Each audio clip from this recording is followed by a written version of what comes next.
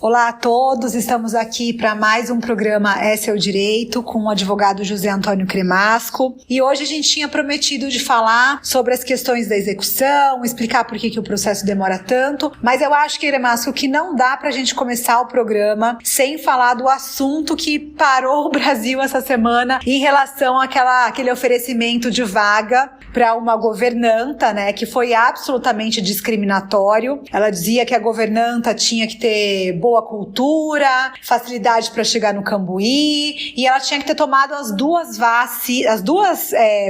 vezes a vacina e tinha que ser da Pfizer, né? Já tinha que ter tomado as duas vacinas. Então, eu queria ouvir um pouco de você, o que você pensa sobre isso, o que é uma vaga de emprego discriminatória, antes da gente entrar no assunto que a gente combinou com os ouvintes. Boa tarde a todos. Esse assunto realmente tem que ser comentado, porque virou notícia no Brasil inteiro, né? Isso aí mostra a mediocridade de certas pessoas. É uma coisa imbecil, sem explicação. Primeiro, o mais grave de tudo, eu acho que o grave não é pedir a vacina. Pedir que a pessoa seja vacinada, eu acho que é até normal, principalmente nos dias de hoje. Bom, pedindo a vacina, é óbvio que ele só vai poder contratar pessoas acima de 43 anos, que é a idade que está sendo vacinada agora. Agora, pedir a marca da vacina como se fosse marca de um sapato, de uma bolsa, de uma camisa, isso aí é ridículo, é vergonhoso. Ele tinha que apagar esse anúncio e sair de cena, porque é de uma estupidez que não tem tamanho, e reflete muito bem o que pensam algumas pessoas da tal chamada classe média, né? Sim, sim. É isso que é mais assustador. A ignorância é tanta, a estupidez é tanta, como se fosse possível você chegar no local de vacinação e apontar, eu quero aquela vacina.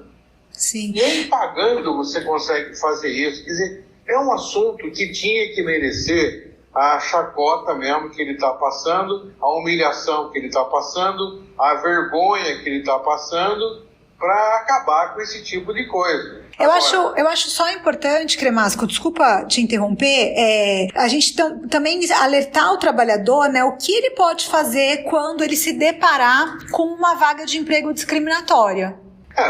Que eu fiquei sabendo, a repercussão nesse caso foi tão grande que o Ministério Público do Trabalho já entrou com uma ação, alguma medida, e pelo que eu fiquei sabendo, também tem um advogado que entrou com processo crime. Também não é para tanto, né? Quer dizer, também nem sei se é possível falar em contravenção penal. Aí também já é exagero. Eu acredito que ficou, assim, de alguma forma, houve uma discriminação, e eu acho que para a pessoa se sentir ofendida com a vaga, Cremasco, ela teria que ter encaminhado o currículo, tido a negativa, não vou te contratar porque o seu cabelo é desse jeito, não vou te contratar porque você não tem a vacina da Pfizer. Quando você personifica a discriminação, aí eu acho que o trabalhador tem o direito de ingressar com uma ação dentro do judiciário trabalhista, discutindo a perda de uma chance. Eu entendo dessa forma, mas também não acho que é uma questão criminal num primeiro momento. Mas aí que está, como o interesse é coletivo, o Ministério Público do Trabalho já está tomando providência. Agora, se ele coloca um anúncio, eu quero uma governanta, eu vou pagar a fortuna de 1.600 com todos os requisitos que ele quer e exijo que seja vacinado, ele está certo. Pronto, aí não tem discriminação. Agora, discriminação, por exemplo, ex-presidiário, não estou te contratando porque você é ex-presidiário. Isso é discriminação. Não gostei do cabelo porque você tem cabelo ruim, não vou pegar. Porque é gorda, ou porque é muito magra, ou porque você é de uma religião. Isso é discriminação. Agora, cada caso tem que ser visto individualmente e também tem que fazer prova. Como você falou, vai, se candidata à vaga e a hora que tiver a negativa, outra coisa, informação negativa que o patrão está dando. Você manda 1 milhão de currículos e ninguém te chama. Aí você descobre que o ex-empregador está dando informação negativa.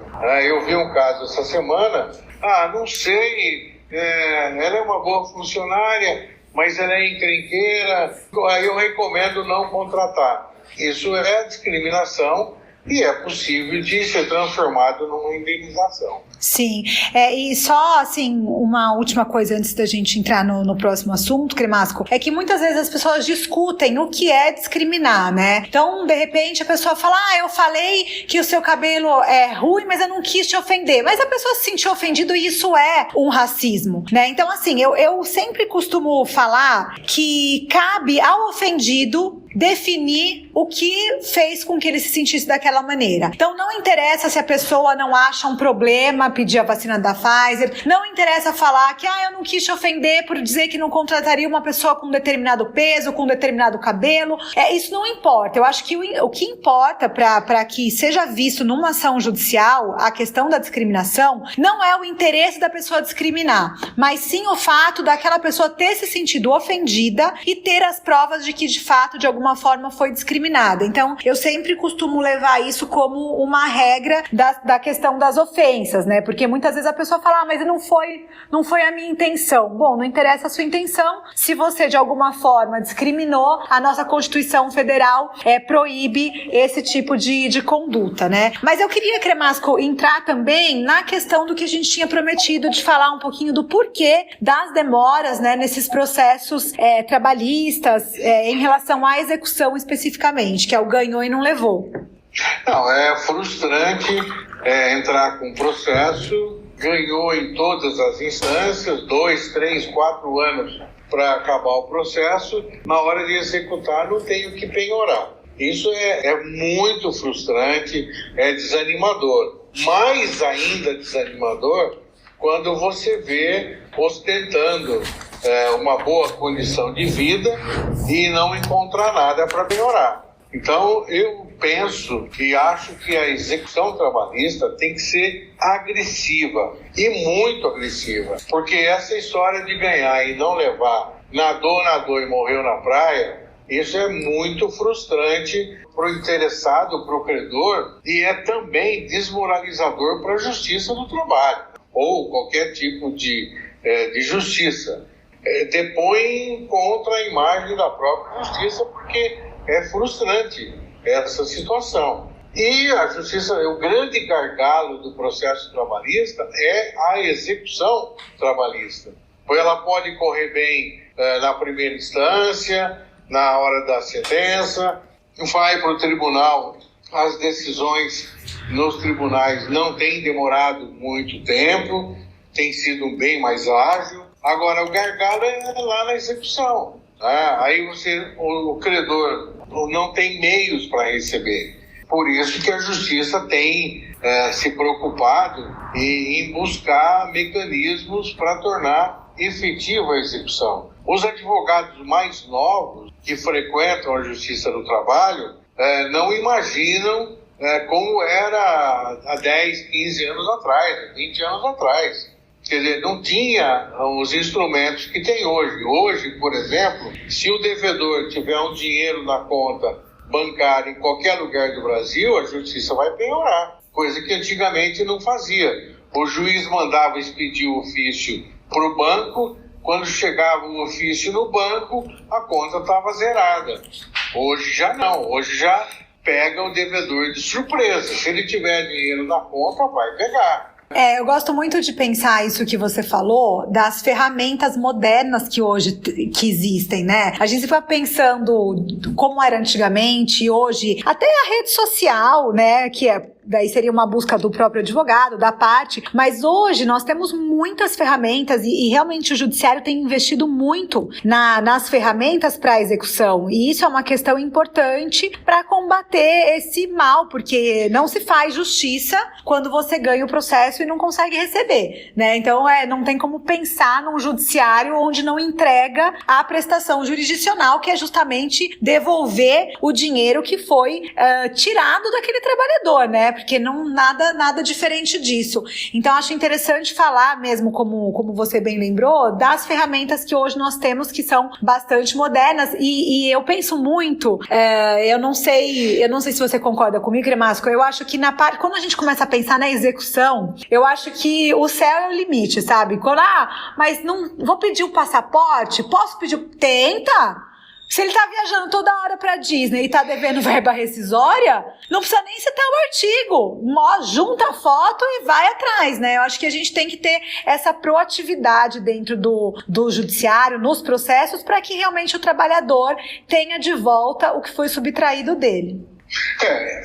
Aí é mais ou menos por aí mesmo a questão. Que quando você move uma reclamação trabalhista contra uma empresa sólida que está em funcionamento, aí não tem perigo, você vai receber, mais cedo ou mais tarde, você vai receber, porque tem lastro, tem patrimônio. O duro é quando você move uma reclamação trabalhista, por exemplo, um empreiteiro de uma construtora pequena, que o dono tem lá 4, 5 empregados.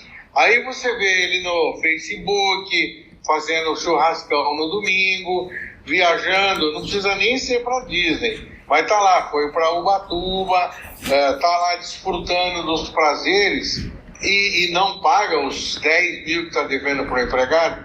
E o juiz também tem que compreender isso.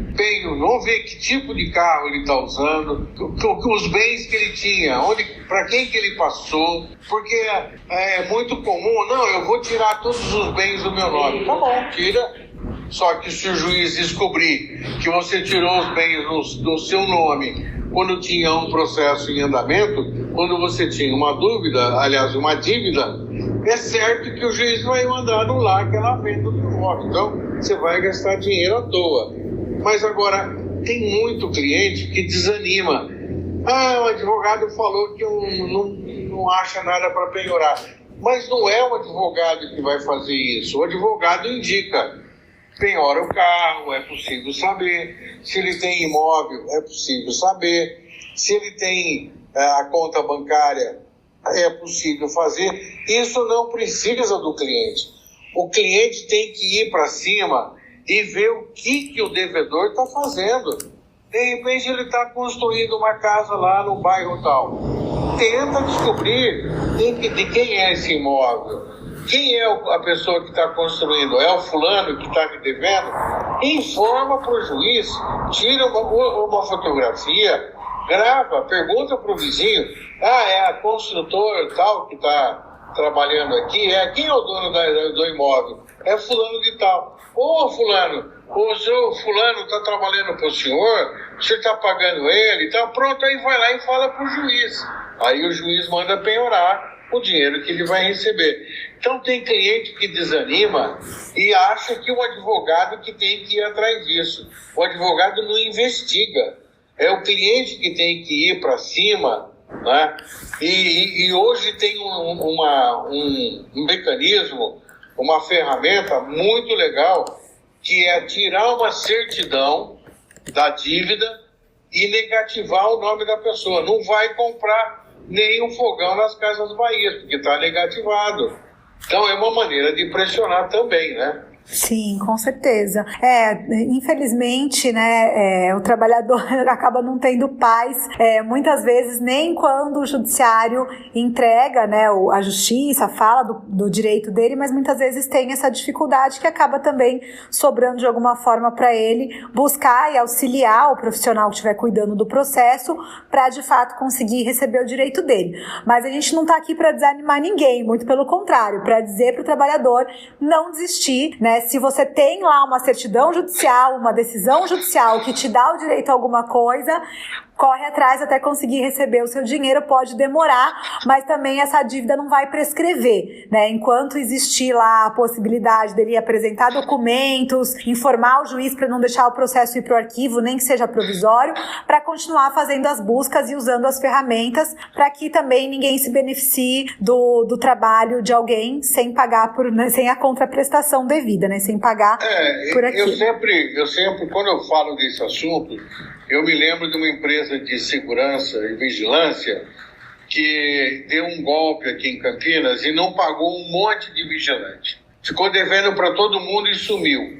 De repente, esse cara virou deputado federal lá por Minas Gerais. Então, quer dizer, se você tem uma certidão de que aquele fulano está te devendo, agora ele é deputado federal, piora o rendimento dele lá como deputado. Então não pode desanimar, tem que ir para cima, tem que ser chato, tem que ser persistente para a dívida não ficar parada. E uma coisa muito grave, tem juiz que manda apagar a dívida, dar uma anistia para o devedor. Então tem que ficar em cima, ficar acompanhando, para o devedor ainda não ser beneficiado por alguma decisão judicial mandando apagar a dívida da vida do devedor e do credor. Então tem que ir para cima, tem que ficar acompanhando. E uma coisa é certa, tendo conta bancária, pega o dinheiro que tiver. Tendo carro, dá para ir no Detran e saber quem é o dono do carro. Com a placa do carro dá para descobrir quem é o dono. Quem tem imóvel, qualquer tipo de imóvel registrado no nome daquela pessoa, o juiz pega. Tá me devendo, mas tá trabalhando agora de empregado no banco, num restaurante ou numa firma. É possível até penhorar o salário dele para pagar a dívida desse cliente que ficou demandando e não recebeu. Então não é para desanimar, é para animar e ir para cima que vai conseguir receber. Tá certo. Bom, então com isso chega ao fim, né? Mais um programa É Seu Direito, e quem tiver dúvida, sugestão de pauta, é um prazer e uma honra muito grande estar aqui com vocês. Muito obrigado, um abraço para todos.